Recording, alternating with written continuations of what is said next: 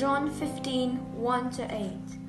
I am the true vine, and my Father is the gardener. He cuts off every branch in me that bears no fruit, while every branch that does bear fruit, he prunes so that it will be even more fruitful. You are already clean because of the word I have spoken to you. Remain in me, as I also remain in you. No branch can bear fruit by itself. It must remain in the vine. Neither can you bear fruit unless you remain in me. I am the vine, you are the branches. If you remain in me and I in you, you will bear much fruit. Apart from me, you can do nothing. If you do not remain in me, you are like a branch that is thrown away and withers. Such branches are picked up, thrown into the fire and burned. If you remain in me and my words remain in you, ask whatever you wish, and it will be done for you. This is to my Father's glory, that you bear much fruit, showing yourself to be my disciple. Hello, Morning Wildlife. How are we? I hope you're well. Look what I've got. A grape tree in the tropics of Barnabas. Not for real, I only put them there. But we're going to talk about grapes today. We've got some grape facts to share with all of you. Yes, because Jesus says, I am the true vine.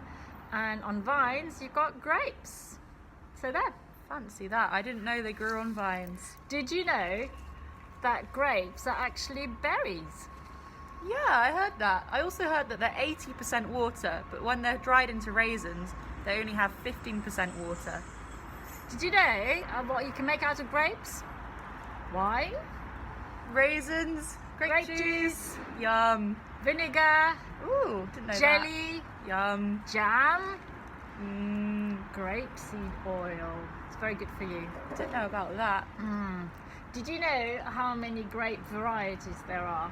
Are there 800? 8,000! 8,000! Zeros, that's right. So many. I know. Did you know that the oldest grapevine in the world is in California and it's 200 years old? 200 years. That's super old. Super old. I hope it hasn't gone off. Older than me. Wow. So today's passage is all about gardening and plants and grapes and things like that. So we thought we'd ask the expert. That person is Simon Lill. Simon Lilly. So Lill, yeah, in John 15, yeah, okay, it talks about God being the gardener. yeah. Jesus spoke a lot about gardening because people were always growing things. They had to grow their own food, you know, their fruit and veg. And so everybody knew about growing things. So he always spoke about the garden, you know, and the principles of new life. What's the most rewarding thing about being a gardener, Lil? Well, I love gardening because you've got all this stuff that looks like it's dead, and then, you know, you just think, well, actually, I'm just going to tidy all that up, take away what is, you know, not going to come back. So this is what I'm doing now, and then you just have to wait just a few weeks, and you'll start seeing new growth, and it's just so rewarding, and you know that it's going to look amazing. So Lil, yeah, it talks about the fact that God cuts. It says He cuts off every branch in me that bears no fruit. Yeah. While every branch that does bear fruit, He prunes. So what's the difference between cutting off and pruning, and how can you tell what you should be doing? Well, God knows. That's the thing. God knows what bears fruit and what doesn't. And I know as a gardener what is going to come back to life, and I know what isn't going to come back to life. So if you come closer, you can see here, all of this has life because you can see all the green. If you get a bit of twig, you know, some of the branch, and you just rub it like that, can you see that? Can you see how green it is? That means there's life under there. But if you step back at it, all it looks is dead. Because look, Now that is not going to come back to life. That's an old flower head. That's turned to seed. That needs to go. That'll be thrown in the fire. All this, thrown in the fire. But all this will come back and turn into beautiful green leaves and blue flowers. It'll be amazing. Amazing. Alright, what do you call a deer with no eyes? No idea. But what do you call a standing deer with no eyes? Still no idea. So Lil, it also talks about the fact that no branch can bear fruit by itself. It must remain in the vine. Can you just show us what that means? Yeah, okay. Well look, you see this has got roots on it. You know, it's got roots that go down and they spread out about that far out underneath the ground. Now, if I take that off, even though it's got life, because, you know, I just showed you it's got green, but if you just stick it in the ground like that, it probably won't do anything. In fact, I'd be 99% certain that that won't do anything, because there's no roots. So it needs to stay in the plant if it's going to grow back to life. 100% it will come back to life. Thanks, Lil. Okay. If you look at this plant, it looks pretty dead to me. But Lil says it's going to bear beautiful, beautiful leaves and flowers in the spring. Just as well that God knows what's alive and what's dead. So this is what Lil was talking about, what the Bible talks about, the difference between pruning and cutting back. Can you see the little knobs there coming out where there's going to be new roses? At the same time, Lil has cut back the dead ends, which are not going to bear any fruit. It's just a beautiful image.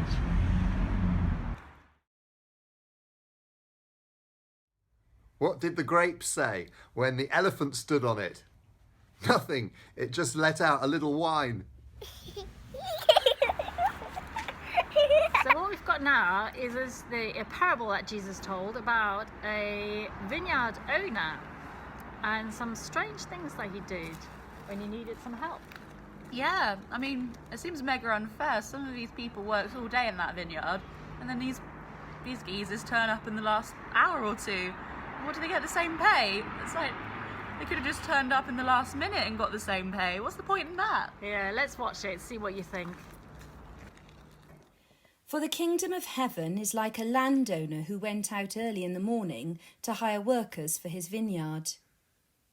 He agreed to pay them a denarius for the first day and sent them into his vineyard. About 9 in the morning he went out and saw others standing in the marketplace doing nothing. He told them, "You also go and work in my vineyard, and I will pay you whatever is right." So they went.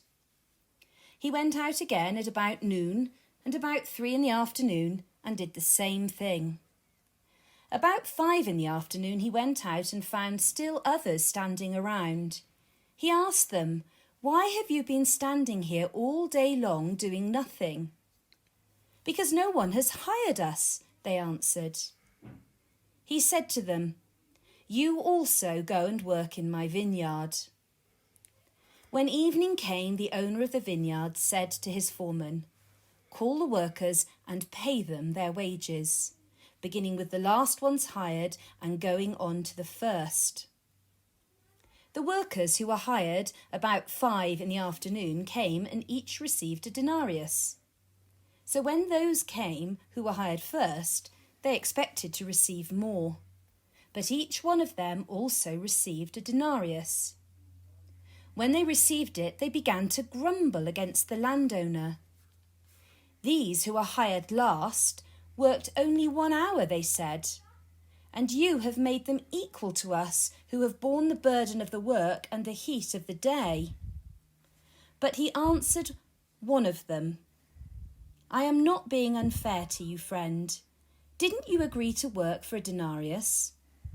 Take your pay and go. I want to give the one who was hired last the same as I gave you. Don't I have the right to do what I want with my own money? Or are you envious because I am generous? So the last will be first, and the first will be last. Tabby! Tabitha, what's your name? Mara. What's your name, dirty one? Finley. Leo. Leo. Yeah. Tabby, how did you feel when Leo got the same amount of money for the work that you'd been doing and he'd been doing? I felt very cross Cross. Why do you feel cross? because he got the same amount of money that we did, And he but was we at- did more work than he did. Yeah, absolutely. How did you feel? Did you feel cross with your brother? Yes, But very. it was unfair. Yeah, was that the first time you've ever been cross with your brother? Not even. Mara, have you got any thoughts on the story? Well, yeah, I think that it was quite unfair that the person who did the hardest work and was in for the longest didn't actually get that much money compared to the person who Well, they actually both got the didn't same, do very didn't they? much Yeah. and got quite a lot for what he did. So, what do you think that tells you about heaven? Is that no matter how hard you work, Jesus considers your faith. That's an interesting point. Lovely, thank you. Potatoes. Thank you. Yeah, perfect. Mud angel. Yeah. It's going to be horrible to get out of my hair. I know. You ready? And wave goodbye.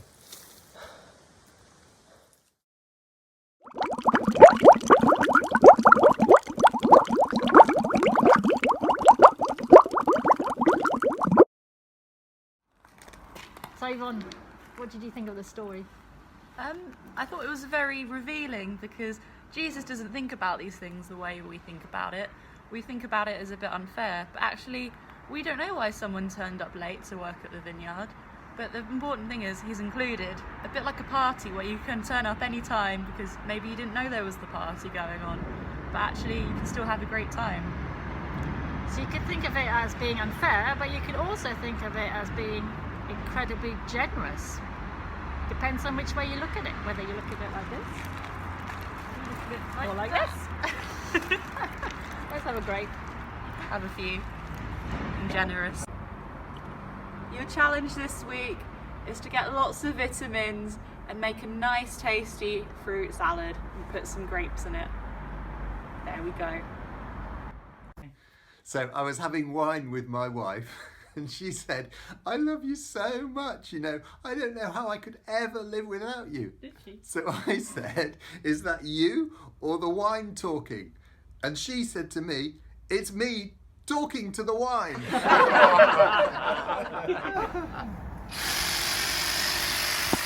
Right.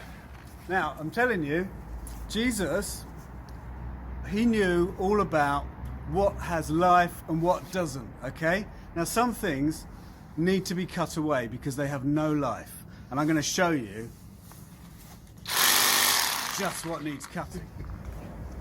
I love this sword. Powerful. My God, powerful.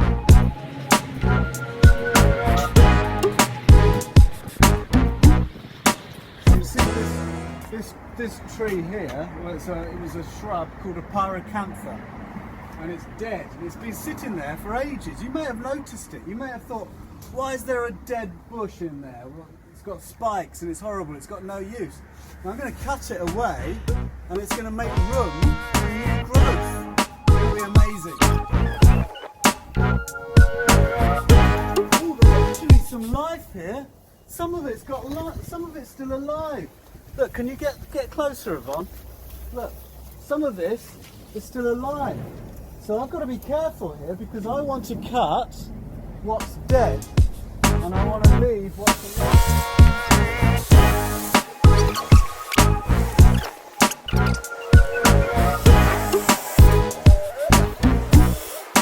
All the dead wood now. And there, you can see here, look, if you come round, come over. see, that's the plant. It's still alive. But all this dead wood's gone. And it's no good except for the fire. So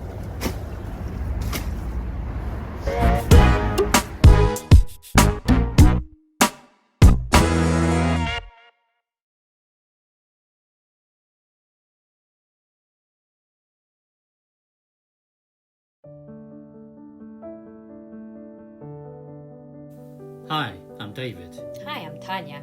We love having a glass of wine at the end of a long week. I wonder how wine is made. Let's ask Leon. Yes, Leon knows everything. Sure, here's how. Wine is the fermented juice of grapes. Only one species of grape, Vitis vinifera, is used for nearly all the wine made in the world because of the high sugar content in most Vitis vinifera varieties when they are ripe. All wines are made in a similar way. The steps are harvesting, crushing, juice separation, treatment of the must, fermentation, post-fermentation treatment, clarification, aging, and bottling. Wine is ultimately derived from the carbon dioxide in the air, which penetrates the leaves of the vine and is converted into starches. During absorption into the grape, the starches are turned into the sugars fructose and glucose. During the fermentation process, the sugars are converted into ethyl alcohol and carbon dioxide. The longer the grapes are left on the vine, the higher their sugar content will be.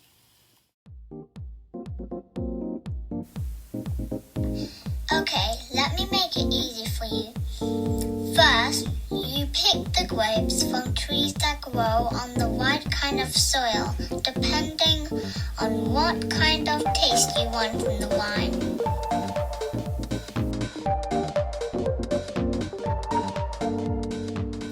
Then you crush the grapes.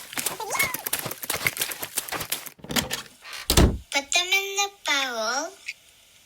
Wait a few weeks, filter it, and voila, we have wine. Wow, thank you, you, kids. children.